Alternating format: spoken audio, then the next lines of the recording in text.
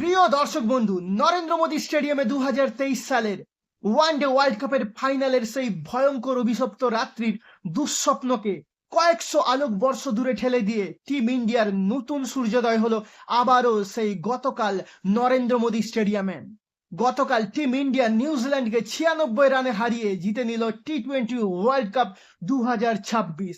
এই নিয়ে টানা দুবার টি-20 ওয়ার্ল্ড কাপ জিতে নিল টিম ইন্ডিয়া। এটা একটা বিশ্ব রেকর্ড। শুধু তাই নয়, আয়োজক দেশ হিসাবে প্রথমবারের মতন টি-20 ওয়ার্ল্ড কাপ জিতলো কোন দেশ, সেই দেশটির নাম হলো টিম ইন্ডিয়া।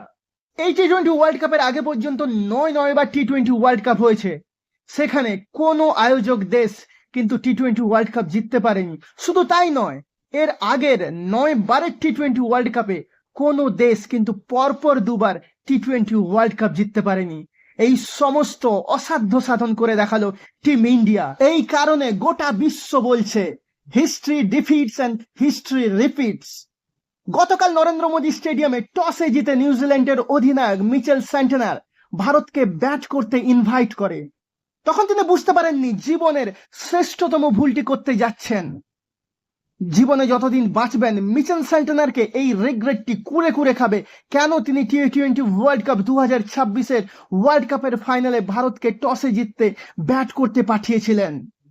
ইনিংসের প্রথম ওভারে ম্যাট হেনরিকে যখন ছক্কা মেরে সঞ্জু স্টাইলিশ স্যামসন নিজের এবং দেশের খাতা খুললেন, তখনও কেউ ভাবতে পারেননি যে এই রাতটা নিউজিল্যান্ডের কাছে একটা দুঃস্বপ্নের রাত হতে চলেছে। পাওয়ার প্লের প্রথম 2 ওভারে ভারত বেশ দেখে শুনে ব্যাট করে মাত্র 12 রান তুলেছিল, কিন্তু লাস্ট 4 ওভারে পাওয়ার প্লে ভারত তুলল 80 রান। প্রথম 6 ওভারে ভারত তুলে নিয়েছিল 92 রান। সেখানেই খেলার গতি প্রকৃতি অনেকখানি স্থির হয়ে গেছিল যে আজকের খেলাটা কার দিকে যেতে চলেছে। এরপর নরেন্দ্র মোদী স্টেডিয়ামে ভারত আর নিউজিল্যান্ডের মধ্যে খেলা হয়নি, হয়েছে খালি ছেলে খেলা। মনে হচ্ছিল আমরা কোনো ক্রিকেট খেলা দেখছি না, দেখছি ক্রিকেট খেলার হাইলাইটস। অভিষেক শর্মা পুরো টি-20 ওয়ার্ল্ড কাপ জুড়ে ফ্লপ।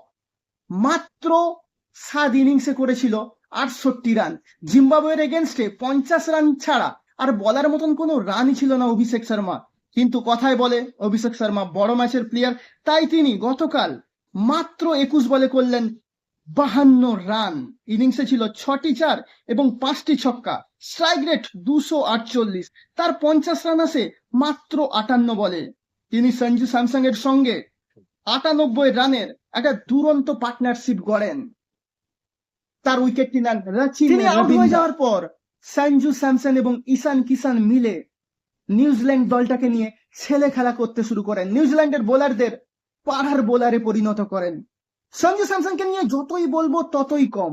এবারে টি-20 ওয়ার্ল্ড কাপ যে ভারত জিতলো, সেই জয়ের অন্যতম কারিগর হচ্ছে এই সঞ্জু স্যামসন। অথচ টি-20 ওয়ার্ল্ড কাপ শুরুর আগে এই সঞ্জু স্যামসনকে মনে হচ্ছিল ভারতীয় দলের পক্ষে একটা বোঝা।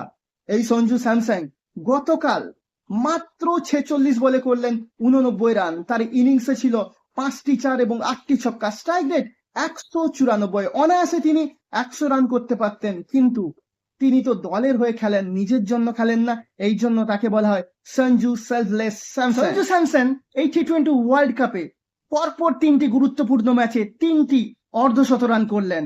সুপার 8-এ ওয়েস্ট ইন্ডিজের এগেনস্টে মরণপণ ম্যাচে তিনি মাত্র 50 বলে 97 রানে নট আউট ছিলেন। তারপর ইংল্যান্ডের এগেনস্টে সেমিফাইনালে তিনি মাত্র 42 বলে 89 রান করেছিলেন।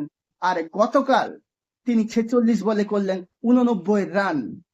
এই টি-20 ওয়ার্ল্ড কাপের 5 ম্যাচে 321 রান করে তিনি ম্যান অফ দ্য সিরিজ ঘোষিত হলেন। ঈশান কিষান তার ব্যাটিং এর বিজয় নিশান উড়িয়েই চলেছেন। ঈশান কিষান গতকাল 25 বলে 54 রানের একটা এক্সাইটিং ইনিংস খেললেন এবং তিনি সঞ্জু স্যামসনের সঙ্গে 105 রানের একটা দুরন্ত পার্টনারশিপ গড়লেন। তার ইনিংসে ছিল 4টি 4 এবং 4টি ছক্কা। Strike rate 216। একটা সময় মনে হচ্ছিল ভারত গতকাল ফাইনালে 275 রানের ইনিংসকে ছাড়িয়ে যাবে, কিন্তু নিউজিল্যান্ড একবার মাত্র খেলায় ফিরেছিল। 16 নম্বর ওভারে জেমি নিশন 1 নম্বর বলে সঞ্জু স্যামসনকে আউট করে প্যাভিলিয়নে পাঠান। 5 নম্বর বলে ঈশান কিষানকে এবং 6 নম্বর বলে সূর্যকুমার যাদবকে আউট করে প্যাভিলিয়নে পাঠায়। সেইখানেই খেলায় কিছুটা ফিরেছিল নিউজিল্যান্ড, কিন্তু সেই জেমি নিসনকেই খেলার 20 নম্বর ওভারে আমাদের বাহুবলী শিবম দুবে 24 রান নেন এবং ভারত শেষ পর্যন্ত 20 ওভার শেষে 5 উইকেট হারিয়ে 255 রান তোলে। টি-20 ওয়ার্ল্ড কাপের ফাইনালে এত রান আগে কখনোই হয়নি। নিউজিল্যান্ডের বোলারদের মধ্যে জেমি নিসন 4 ওভার বল করেন, 46 রান দিয়ে তিনি 3টি উইকেট নেন। বাকি বোলাররা বলতে গেলে ব্যর্থই। নিউজিল্যান্ড দলকে জিততে হলে করতে হতো 20 ওভারে 256 রান। অনেকে ভাবছিল নিউজিল্যান্ডের আগের ম্যাচের পরিত্রাতা টিম সেইফার্ড এবং ফিন অ্যালেন হয়তো গতকালও নিউজিল্যান্ডকে উতরে দেবেন, কিন্তু হয়নি। ফিন অ্যালেন 0 রানের মাথায় জীবনদান পেলেও 9 রানের মাথায় তাকে আউট করে প্যাভিলিয়নে ফেরত পাঠিয়ে দেন বাপু আকসার প্যাটেল। তার ক্যাচটি লুফে নেন তিলক ভার্মা। এরপর Rachin Ravindra, Glenn Phillips, Mark Chapman, Daryl মিচেলরা আসতে থাকেন এবং আউট হয়ে মাঠের বাইরে যেতে থাকেন। নিউজিল্যান্ড দলকে কেউই স্টেবিলিটি দিতে পারেননি। নিউজিল্যান্ড দলের হয়ে একা লড়ছিলেন টিম সেইফার্ড। তিনি গতকাল 26 বলে 52 রানের একটা দুরন্ত ইনিংস খেলেন। ইনিংসে ছিল 2টি 4 এবং 5টি ছক্কা, স্ট্রাইক রেট 200। তার উইকেটটি তুলে নেন ভারতীয় দলের স্পিনার বরুণ চক্রবর্তী, ক্যাচটি লুফে নেন ঈশান কিষান। এরপর শেষের দিকে নিউজিল্যান্ড দলের অধিনায়ক মিচেল স্যান্টনার 35 বলে 43 রানের একটা ভালো ইনিংস খেললেও তার ইনিংসটা যথেষ্ট ছিল না নিউজিল্যান্ড দলকে বিশ্বকাপ জেতানোর মতো। শেষ পর্যন্ত নিউজিল্যান্ড দল 19 ওভারে 159 রান করে অল আউট হয়ে যায় এবং তারা ম্যাচটি 96 রানে হেরে যায়।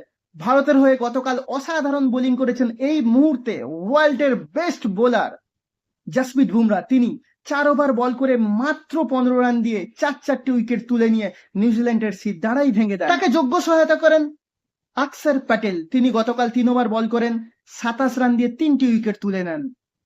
এই নিয়ে ভারত পরপর 2 বার টি-20 ওয়ার্ল্ড কাপ জিতলো এবং 3 বার মোট টি-20 ওয়ার্ল্ড কাপ জিতে প্রমাণ করলো এই মুহূর্তে টি-20 ক্রিকেটে ভারতের আশেপাশে অন্য কোনো দেশই নেই। যতই ভারতের নামে বদনাম করা হোক না কেন, যতই বলা হোক না কেন আইসিসি ভারতকে সাপোর্ট করে, কিন্তু at the end of the day এই মুহূর্তে টি-20 ক্রিকেটে ভারত বেস্ট দল, সেটা সকলকে এক কথা মেনে নিতেই হবে।